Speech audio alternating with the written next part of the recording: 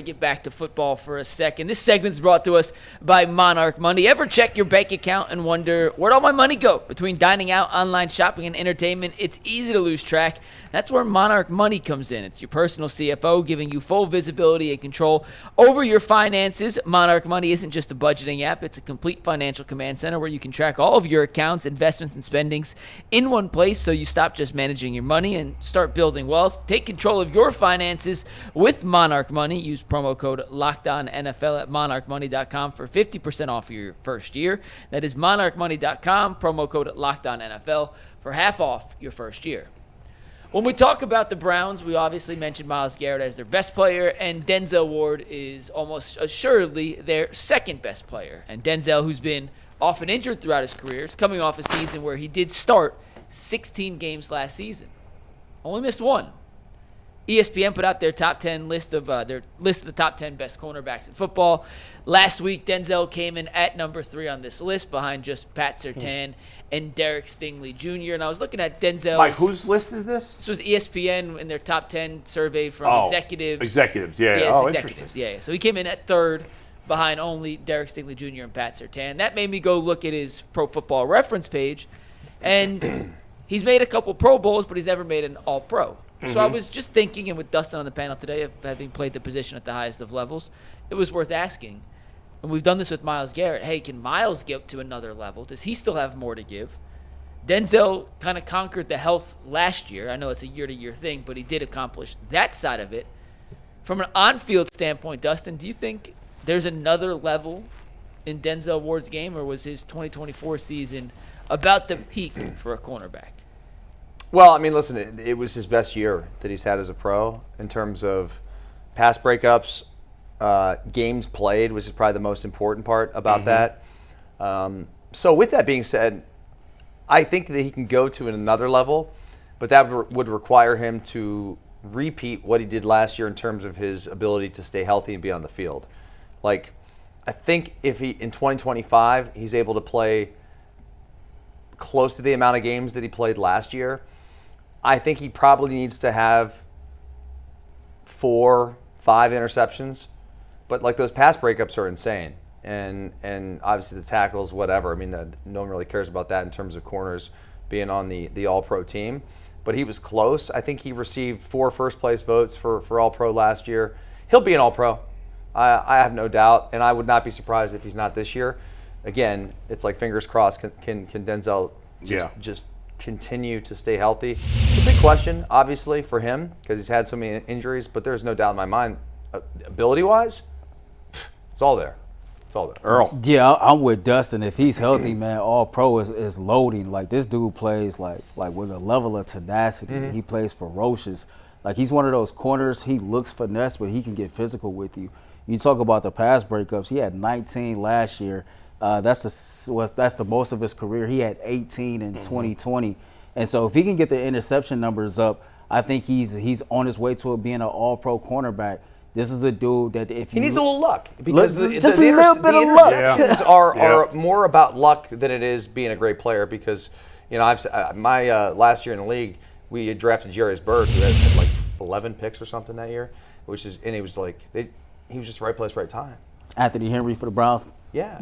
So like, if Ward can just get one of those years combined with being on the field and the pass breakups, and I'm sorry to interrupt you, but that's the picks. I'm with you. Like, it just is going to need a little bit of luck. We're cooking together. I ain't worried about it because before you cook, I mean, even more to that point, we don't really care too much about what PFF has to say, but if you just look at their numbers and you talk about man-to-man coverage, he's right there at the top as one of the best man-to-man corners in the NFL. And to Dustin's point, all you need is a little bit of luck.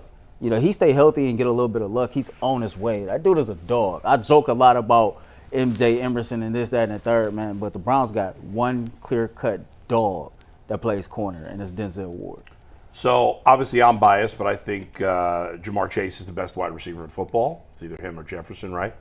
Jamar Chase I was watching an interview with him over the summer, and I can't remember who was interviewing him, but somebody asked him who's the best corner in football.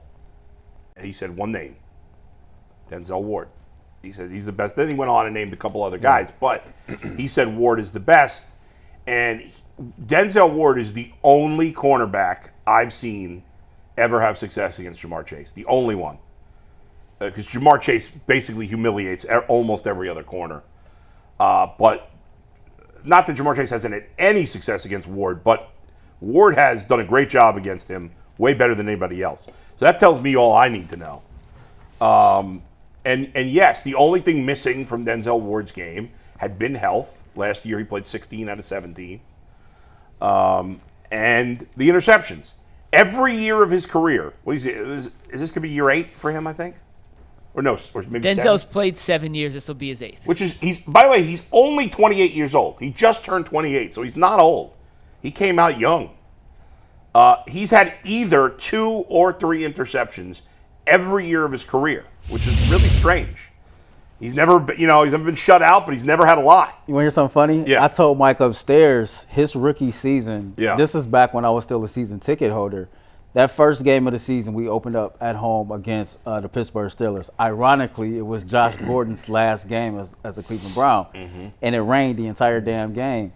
He got an interception in his first career game off Big Ben. I didn't remember that. Yeah, Good job out of that's you. right. But yeah, and as Dustin said, you're right. Some of interceptions is luck. And I think Denzel Ward is so good that when the other corner, like, he hasn't had consistently good corner play around him. So if you're, Lamar Jackson or you're Joe Burrow or you're whatever quarterback they're facing, you're like, I'd rather throw to the guy that Emerson's going up against or that Greg Newsom's up against because I know Denzel Ward's really good. They don't want that smoke. So that's part of the reason he hasn't had as many interceptions. But he's got to be.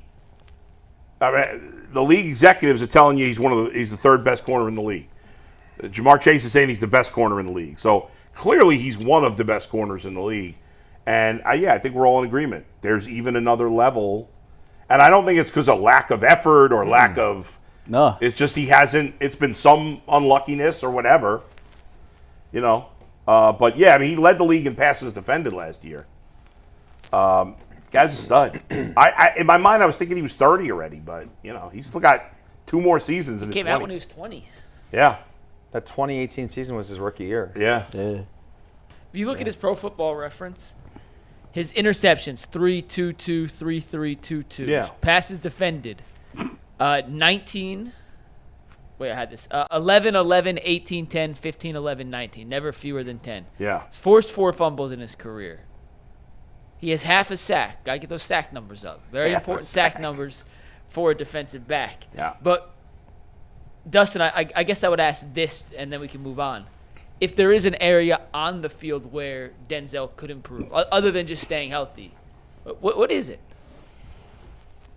I mean, you're asking me to nitpick, Yeah, no, very the nitpicky best at everything he does at that position. I mean, the only thing that he could do is he can't do it. He can't grow. He can't get any bigger. And for his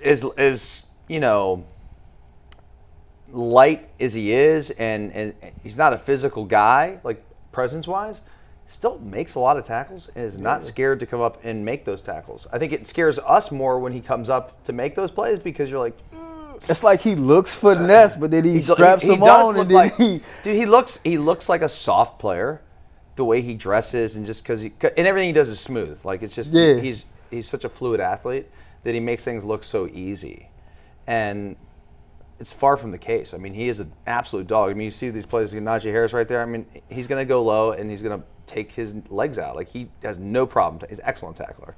So I don't see many weaknesses in his game at all. Are you? Yeah, I mean that's it. I mean, could he be 10 pounds heavier in another inch? That'd be amazing. Are you familiar with Ha Davis, the comedian? No. So you gotta Sounds funny. You gotta watch this video real quick. Sorry, Mike. Then we go move on. You gotta watch this.